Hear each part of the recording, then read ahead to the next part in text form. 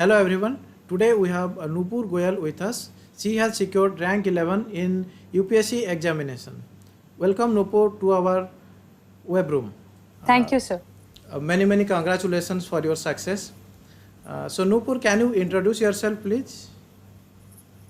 I'm Nupur Goyal, born and brought up in Delhi. I did schooling from DAV Centenary Public School, Narela. After that, I did Electronics and Communication Engineering from Delhi Technological University. After this, I did Masters of Arts in Public Administration from IGNOU. Okay, And this year, I have secured All India Rank 11 in UPSC Civil Services Examination 2019. Okay, so why UPSC? What inspired you for this examination? Because you have a technical background. So what inspired you? Sir UPSC की सबसे बड़ी प्रेरणा मुझे मेरे मामा ने दी, mister Nitin Gupta. उन्होंने खुद इस exam के लिए अपीयर किया था, बट अनफॉर्चुनेटली वो इस एग्ज़ाम को क्लियर नहीं कर पाए। बट उन्होंने मुझे बहुत पुश किया कि मैं ये एग्ज़ाम लिख सकती हूँ और लिखने के साथ साथ उसको क्रैक भी कर सकती हूँ। आई थिंक वहाँ से ये सबसे बड़ा प्रेरणा स्रोत रहा। मिडिल क्लास फैमिली बैकग्राउंड के चलते मैंने पहले इंजीनियरिंग करना का फैसला लिया और उसके बाद सोचा कि अब मैं सिविल सर्विसेज एग्जामिनेशन देना चाहती हूँ। Okay, fair enough. I think that is the story of maximum of the middle class students, those who are aspirants from middle class. Sir साथ ही साथ एक चाह थी कि मैं भी कुछ सोसाइटी के लिए कर पाऊँ, to give it back from whatever I have received from the society. So Nupur, can you tell your strategy for general studies paper 1, 2, 3, like in a sequence wise? What was your book list? How did you prepare note for those? And what was your representation style in the examination hall? And what is the revision strategy? Sir सभी papers को करने के लिए GS 1, 2, 3, 4 मैं सोचती हूँ कि सबसे ज़्यादा ज़रूरी जो चीज़ है वो है यूपीएससी का जो सिलेबस उसने अपनी वेबसाइट पर मेंशन किया है, उसको वर्ड बाय वर्ड हर एक वर्ड को अच्छे से प्रिपेयर करना, उनके थॉरो नोट्स बनाना, उसके आसपास जो भी करंट अफेयर्स चल रहे हैं, जो भी इश्यूज़ उससे रिलेटेड चल रहे हैं, उन सब के बारे में एक थॉरो अंडरस्टैंडिंग रखना, ये सबसे ज़रूरी बात है। सर बुक लिस्ट में ज़्यादातर वही सारी एनसीईआरटीज़, पॉलिटी, ज्योग्राफी, हिस्ट्री की बुक्स, सर वही स्टैंडर्ड लिस्ट आई थिंक वो हर एक बंदा फॉलो करता है। बट यहाँ जो चेंज होती है चीज़ वो होती है प्रेजेंटेशन और राइटिंग स्टाइल के लिए। सर सबसे ज़रूरी बात मैं ये कहना चाहूँगी कि प्लीज़ मेरी हर एक की एक अलग स्ट्रैटेजी होती है। अगर आप आज से 10 साल पहले तक के भी टॉपर्स या जिन लोगों ने क्रैक किया यूपीएससी को उनका निकाल के देखते हैं तो किसी की भी एक जैसी स्ट्रैटेजी नहीं रहती है। तो मेरी भी यही दरख्वास्त है सबसे कि आप सुनिए सबकी स्ट्रैटेजी, इंस्पायर होइए उनसे, बट प्लीज़ किसी को ब्लाइंडली कॉपी मत कीजिए, अपने हिसाब से अपनी खुद की एक स्ट्रैटेजी डेवलप कीजिए। मुझे लगा था कि सबसे ज़्यादा ज़रूरी यही चीज़ है। और sir regarding the note making stuff, I used to make notes out of newspaper, I used to make notes in such a way कि वो सिलेबस के साथ अलाइंड हो। और सर राइटिंग स्टाइल पे और प्रेजेंटेशन में काम करने के लिए आप जितना ज़्यादा प्रैक्टिस करते हैं उतना ज़्यादा अच्छा रिजल्ट आता है। तो practice is the key bet for any exam, GS 1, 2, 3, 4. So practice makes a man perfect. That's a good note. Yes, sir. Can you tell your strategy for essay? Because when it comes to presentation, so many people think about essay, how to present it. Like many toppers, they tell you should present in this way and you should make a paragraph format. Some prefer no, you should go for other format. So what do you prefer and why? Sir फिर से वही बात, ज़रूरी नहीं है कि एक strategy जो एक साल एक टॉपर के लिए काम कर गई वो अगले साल उसी सेम इंसान के लिए भी काम कर रही है। तो it depends on various factors. Sir सबसे ज़्यादा ज़रूरी मुझे लगता है एसे के लिए is the selection of the topic of the essay. जितना ज़्यादा आप वो वाला टॉपिक सेलेक्ट करते हैं जिसके साथ आप कंफर्टेबल है वो उस 1.5 आवर्स में लिखने के लिए, बिकॉज 2 एसे आते हैं 3 घंटे का पेपर, वही टॉपिक चुनिए। यहाँ पर भी यूजुअली ऐसा देखा जाता है कि ऐसे की लोग राइटिंग प्रैक्टिस या प्रैक्टिस नहीं करते हैं। तो जितनी ज़्यादा प्रैक्टिस आप कर सकते हैं उतनी कीजिए, जितने ज़्यादा ऐसे आप लिख सकते हैं आप उतने ज़्यादा ऐसे लिखिए, because again it's all about practice, it's all about time management in the mains examination. So your optional paper was public administration. So like 2-3 years back, if you see, there was a fewer psychosis among the students that they are not securing good marks, and many students are not clearing. But I think that perception is changing now. So what is your view? Sir, I have a slightly different perspective. There has been not even a single year जहाँ पर पबेड से selection नहीं हुआ हो, जहाँ पर पबेड से topper नहीं रहा हो. बट अगर कंपैरेबल टर्म्स में बात की जाती है तो पबेड से पेपर लिखने वाले लोगों की मात्रा बहुत ज़्यादा रहती है. तो ये जाहिर सी बात है कि अगर एक पेपर से इतने सारे लोग लिखेंगे तो कुछ लोग पास होंगे, कुछ लोग फेल होंगे. तो वो जो कहीं ना कहीं ये एक चीज़ थी जिसने ये फियर साइकोसिस को डेवलप किया. आई थिंक इस चीज़ के पीछे कोई एक सॉलिड बेस नहीं है, और आई थिंक मैं ऐसी कोई स्टडी से भी अवेयर नहीं हूँ फिलहाल कि पबेड का सक्सेस रेट कम रहा हो या ज़्यादा रहा हो. I am very sorry for this, but I think pub ad is what administration is all about. Pub ad is very synonymous with the same. तो ये हमेशा ही लाइमलाइट में था और आई थिंक हमेशा रहेगा. Okay, so can you share your strategy for paper 1 of public administration? Sir being thorough with the syllabus, जो वहाँ पॉइंट्स लिखे हैं, जो इंट्रोडक्शन में जो आपको पढ़ना है वही सब अच्छे से पढ़िए. थिंकर्स में बहुत क्लैरिटी रखिए. साथ ही साथ सर एक आइसोलेटेड अप्रोच ना अपनाते हुए एक इंटीग्रेटेड अप्रोच अपनाइए. मतलब पेपर 1 को पेपर 1 की तरह नहीं, पेपर 1 को पेपर 1 प्लस पेपर 2 की तरह पढ़िए. ऐसे पेपर 2 को पेपर 2 की तरह नहीं, paper 1 plus paper 2.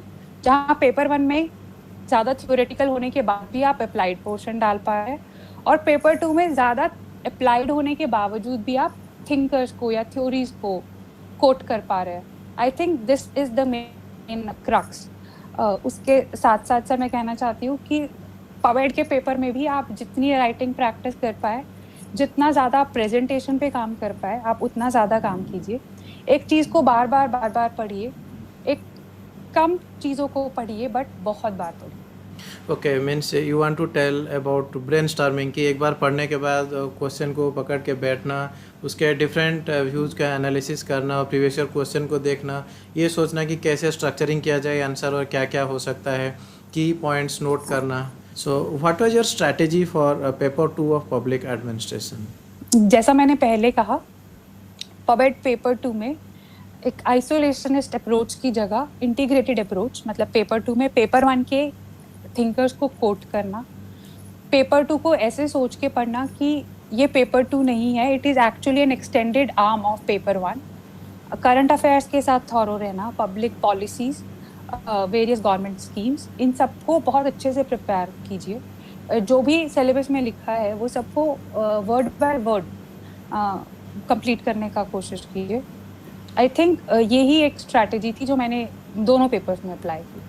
Okay, so how far this current affair is significant? Because many mentors, they say you need not prepare exclusively for paper 2. You can go for current affair and just go for the headings whatever is there and read the current affair properly and extract some notes. Did you follow that? Sir current affairs का no doubt एक बहुत important part होता है. जो भी चीज़ें news में चल रही है, जो भी करंट इश्यूज चल रहे हैं, पिछले 2-3 साल से चलते आ रहे हैं या आगे हो सकते हैं, कुछ बिल्स बने हैं, हम as a student of public administration one should be aware about it.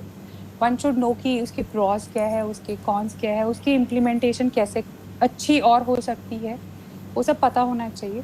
But sir at the same time I think जो उनका थ्योरेटिकल पार्ट है, मतलब जैसे अगर कोई भी कॉन्स्टिट्यूशनल बॉडी न्यूज़ में है तो आपको पता होना चाहिए कि उसके पास क्या पावर्स है, कौन सा कॉन्स्टिट्यूशन आर्टिकल है जो उसको जनरेट कर रहा है या उसको पावर दे रहा है, वो सब. सर मतलब it should be a holistic approach. मतलब सिर्फ ब्लाइंडली करंट अफेयर्स को फॉलो करना जहाँ आप उसको अप्लाई ना कर पा रहे हो आंसर्स में, वो स्ट्रैटेजी नहीं होनी चाहिए। आप थ्योरी को थ्योरी की तरह पढ़िए, बट उसको जितना ज़्यादा करंट अफेयर्स ओरिएंटेड बना सकते हैं आप उतना ज़्यादा बनाएं। Okay, so there is one doubt from many students that how do they revise for mains, because after prelims they get like 4 months roughly you can say. So how to utilize that time for public administration as your optional, and how much time it takes for your revision, and what should be your strategy, means per day how much hour you should dedicate, and should you join test series or not? Please elaborate. Sir I think पहले मैं यही बोलना चाहूँगी फिर से कि एक strategy जो मेरे लिए काम कर गई और ज़रूरी नहीं उनके लिए करे, तो please be inspired rather than copying the whole strategy, क्योंकि हर एक को अपनी खुद की स्ट्रैटेजी के साथ आना चाहिए। मैं किसी दिन में सिर्फ 1 से 2 घंटे भी पढ़ी और किसी दिन में मैंने 14 से 15 घंटे भी पढ़ाई की। द मेन थिंग वाज मैं पहले दिन डिसाइड कर लेती थी कि मुझे कैसे अपने अगले दिन में क्या क्या चीज़ें फिनिश करनी है। अगर वो टॉपिक्स या वो ब्रॉड एरियाज 2 घंटे में फिनिश होते हैं तो मैं 2 ही घंटे पढ़ रही हूँ, बाकी डे ऑफ ले रही हूँ। और अगर वो वही चीज़ मुझे अगले दिन में 15 घंटे पढ़ा रही है तो मैं वो कर रही हूँ। आई थिंक ऐसा कुछ करना चाहिए regarding the revision of the syllabus post prelims. I think सभी लोगों को आइडियली पहले प्री से लास्ट ईयर के मेंस के अराउंड तक अपना सिलेबस पूरा कर लेना चाहिए, मतलब एक reading, so that it becomes easy to revise after prelims. Once the prelims gets over, rather than going into speculations of the cutoff marks and all, आप वहीं से prelims देके आते ही 1-2 दिन का ब्रेक लेकर अपनी तैयारी शुरू कीजिए। ज़्यादा से ज़्यादा आवर्स बिताइए, आप जितना पढ़ सकते हैं आप उतना पढ़िए, एक सेट स्ट्रैटेजी खुद के लिए बनाइए। और यहाँ पर मैं सिर्फ एक यही चीज़ कहना चाहती हूँ कि आप सिर्फ अपने खुद की स्ट्रैटेजी पर बिलीव कीजिए। मेंटर्स आपके साथ रहेंगे, आप टीचर्स जो भी आपके फ्रेंड्स हैं, आपकी फैमिली, उन सबके सपोर्ट के ऊपर रिलाय करते हुए आप बिलीव कीजिए कि आपने एक सही दिशा में आप काम कर रहे हैं।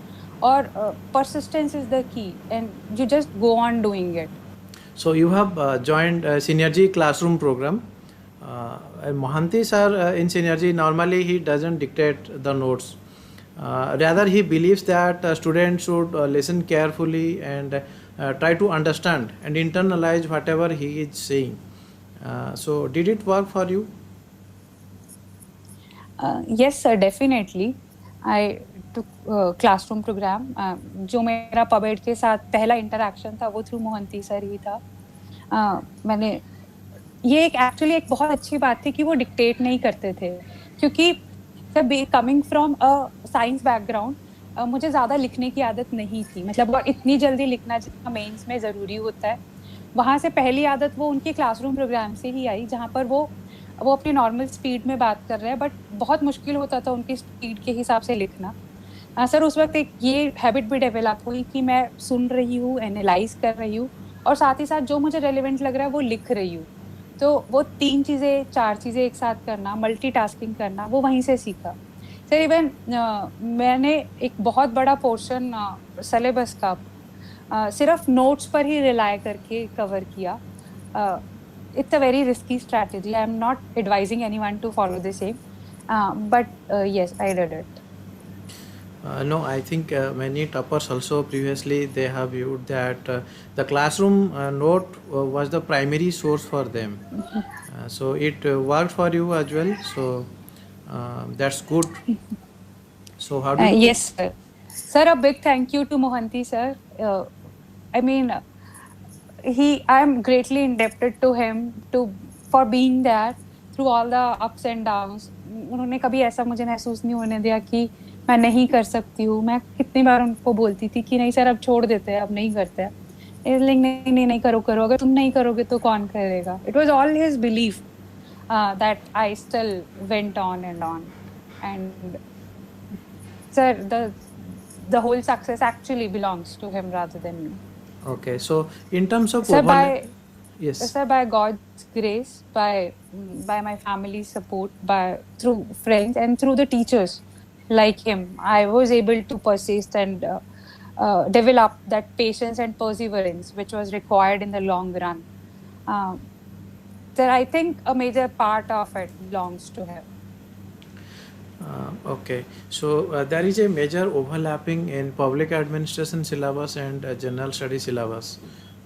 Did it help you having a public administration as your optional?